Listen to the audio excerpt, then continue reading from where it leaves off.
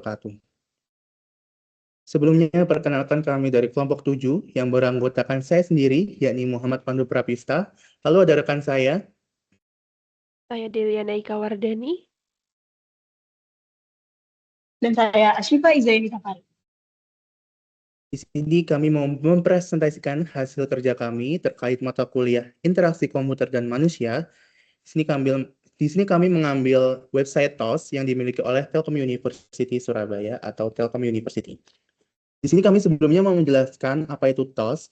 TOS itu adalah Telkom University One Stop Service, yakni layanan digital berbasis web yang disediakan oleh Telkom University untuk memfasilitasi berbagai kebutuhan administrasi mahasiswa, khususnya dalam pengajuan surat resmi secara online. Layanan ini dirancang sebagai solusi terpadu untuk mengurangi proses manual, mempercepat waktu pelayanan, serta memberikan transparansi dan efisiensi dalam pengurusan surat menyurat akademik. Lalu kami lanjutkan ke step 1, yakni Know Users. Di sini ada Gesha, teman kami, mahasiswi semester 4, jurusan Informatika Telkom University Surabaya, dan Gesha adalah seorang mahasiswi aktif dan pintar di kampusnya. Di sini, Gesha merasa mendapat kesulitan pada website tersebut, di mana sistem pengajuan yang dirasa Gesha itu terlalu ribet, terlalu lama dan kurang efisiensi, sehingga menyebabkan ketidaknyamanan. Lalu Gesha juga berpendapat bahwa tidak adanya fitur otomatisasi yang dapat mempercepat proses pengisian surat. Lalu Gesha merasa ada kebutuhan tambahan dalam website tersebut, yakni fitur tracking, agar bisa memantau status pengajuan secara real time. Lalu juga dibutuhkan notifikasi melalui WhatsApp agar mendapatkan update tanpa harus mengecek secara manual. Dari kedua poin tersebut, Gesha merasa tujuannya yaitu memastikan surat aktif mahasiswa diproses mudah dan tanpa hambatan. Yang kedua, mendapatkan kepastian status pengajuan tanpa harus cek secara manual. Selanjutnya ada step kedua, yakni Understand Business Function. Telkom University One Stop Service atau TOS adalah sistem layanan administrasi digital yang memfasilitasi pengajuan surat mahasiswa secara online. Fungsi utamanya yang pertama adalah pusat layanan administrasi, yakni semua jenis surat diajukan dalam satu platform. Yang kedua ada otomatisasi proses, di mana verifikasi dan persetujuan surat dilakukan secara digital. Yang ketiga ada pelacakan status, mahasiswa dapat memantau progres surat secara real time. Yang keempat ada sentralisasi arsip, di mana semua data tersimpan dan terdokumentasi dengan rapi. Yang kelima ada layanan modern dan efisiensi. Hal tersebut mendukung transformasi digital kampus. Selanjutnya ada step 3. Step 3 yakni understand the principles of good interface and screen design. Di sini kami hanya mau menjelaskan perbedaan dari sebelum dan sesudah kami desain. Di desain yang sebelumnya, kami hanya meringkas, menjadikan satu, karena kalau dilihat dari website sebelumnya, di bagian ajukan surat di sini, di sidebar kiri ini, terlalu penuh, sehingga kami rasa kurang efisien, di mana kami menjadikannya menjadi satu, yakni ajukan surat. Karena pada website yang sebelum, di desain lama, itu untuk surat yang mau diambil dijabarkan secara masing-masing. Terus kami juga menambahkan fitur riwayat di sini, dan lalu juga ada pengaturan. Terus kami juga menambahkan fitur dashboard di sini untuk mempermudah informasi didapat oleh pengguna. Dan juga ada notifikasi di sini.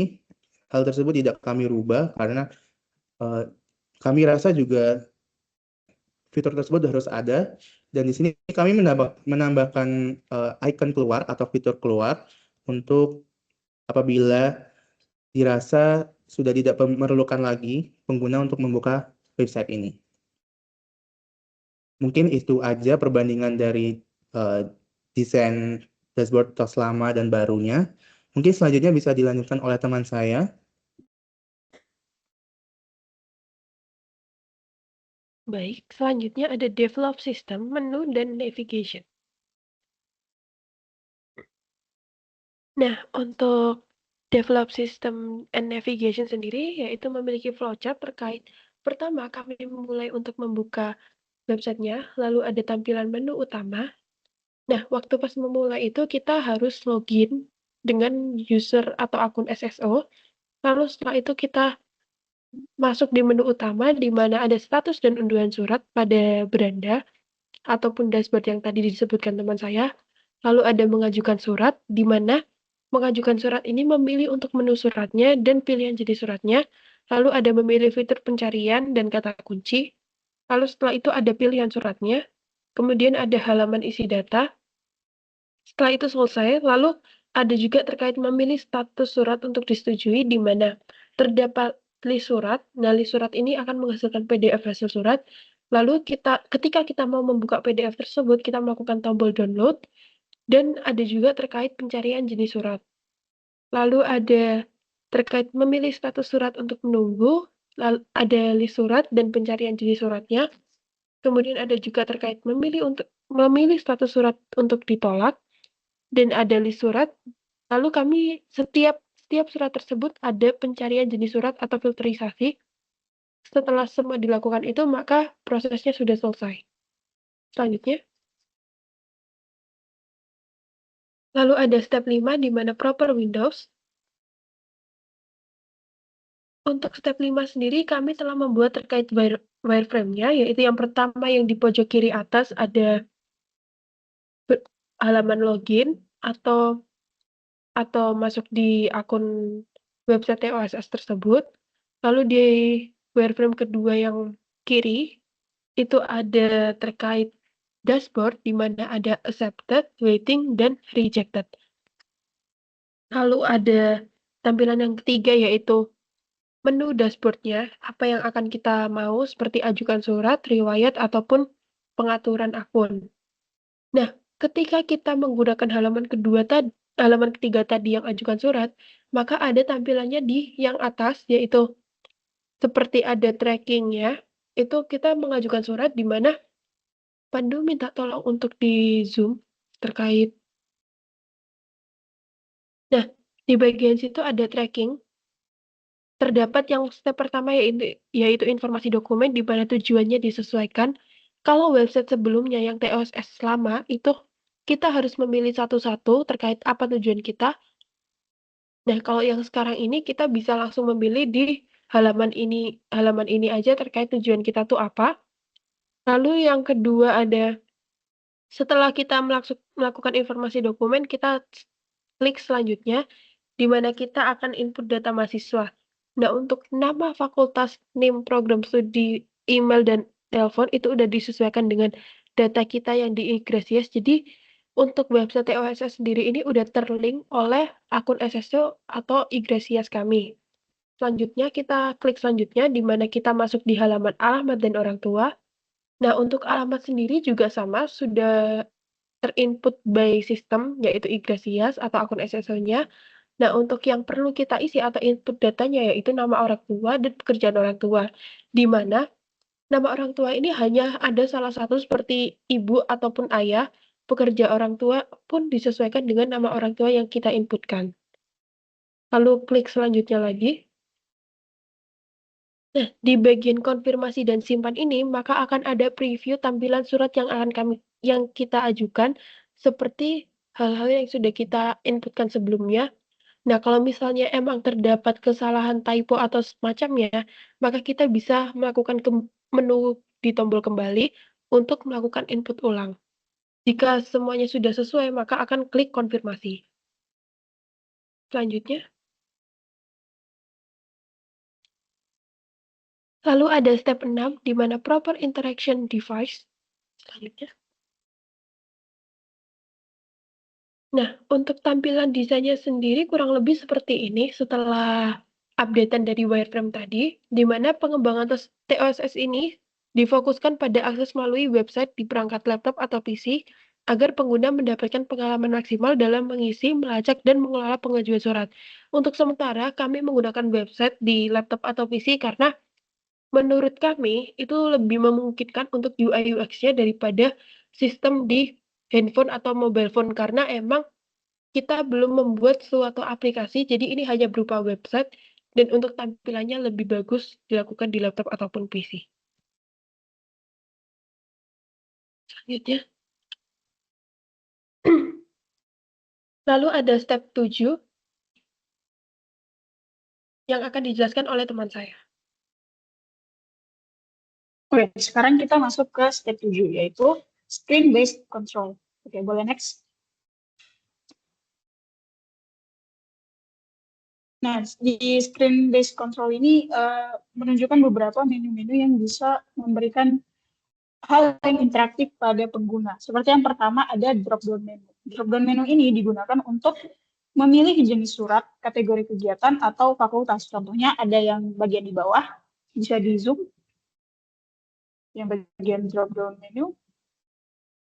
Oke, seperti itu. Oke, kembali lagi. Selanjutnya ada radio button. Ini digunakan untuk memberikan pilihan yang bersifat eksklusif seperti status kegiatan sudah atau belum. Nah, contohnya pada bagian approve, waiting, dan juga yang ini, dan juga reject. Ini menunjukkan ada bagian yang sudah selesai, lagi menunggu, atau ada yang bagian ditolak. Lanjut. Ya, oke. Kemudian selanjutnya adalah text field dan text area. Ini digunakan untuk mengisi data seperti nama, link, judul kegiatan, atau deskripsi tambahan. Contohnya seperti yang bagian bawah. Kemudian selanjutnya ada menu. Selanjutnya ada bagian menu button yang digunakan untuk aksi utama seperti kirim, lanjut, simpan draft, atau kembali. Contohnya seperti yang di bawah juga. Kemudian ada bagian stepper atau wizard navigation. Ini menampilkan proses laporan dalam beberapa langkah. Nah, kemudian selanjutnya ada modal atau pop-up confirmation. Ini muncul saat pengguna akan mengirim laporan akhir. Ini akan muncul pada page konfirmasi di desain kami. Oke, next.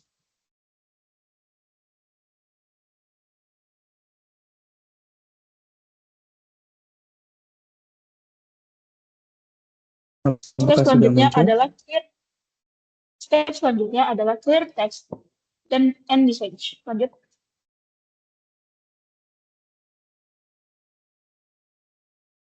Oke. Pada step ini, setiap elemen teks dirancang dengan bahasa yang sederhana dan fungsional agar pengguna mudah memahami alur aplikasi. Penggunaan istilah yang tepat dan langsung menggambarkan aksi dari tombol atau fitur. Sidebar dan navigasi utama memiliki label yang jelas untuk meningkatkan kemudahan penggunaan. Contohnya pada desain kami itu ada bagian ajukan surat yang menjelaskan fungsi utama tanpa membingungkan. Kemudian cek riwayat, di mana pengguna bisa tahu riwayat pengajuan mereka. Kemudian selanjutnya ada menu pengaturan yang digunakan untuk mengubah preferensi atau informasi akun. Kemudian ada navigasi atas atau header. Nah, di sini ada page dashboard, yaitu yang mengarahkan ke halaman utama aplikasi. Kemudian page panduan yang membantu pengguna memahami cara penggunaan. Kemudian page tracking yang memantau status surat yang akan diajukan. Kemudian page pengaduan yang digunakan untuk menyampaikan keluhan atau masukan. Nah, kemudian ada bagian notifikasi. Notifikasi ini akan menggunakan ikon lonceng yang akan muncul dengan badge angka ketika ada update status surat.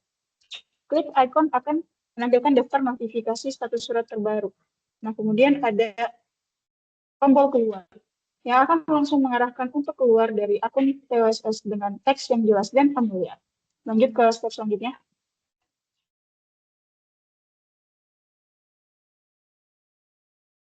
Ya, step selanjutnya adalah provide effective feedback. Boleh lanjut? Pada step ini, kami akan memberikan contoh pada page sign up, di mana umpan balik yang akan dilakukan ketika pengguna sudah menginputkan username dan juga password. Namun pada kondisi kami, ini bisa dilakukan menggunakan SSO login. Jadi akan langsung terintegrasi dengan akun SSO yang sudah pasti dimiliki oleh seluruh mahasiswa Telkom University. Ketika sudah selesai, maka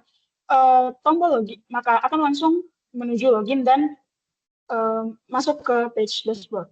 Next.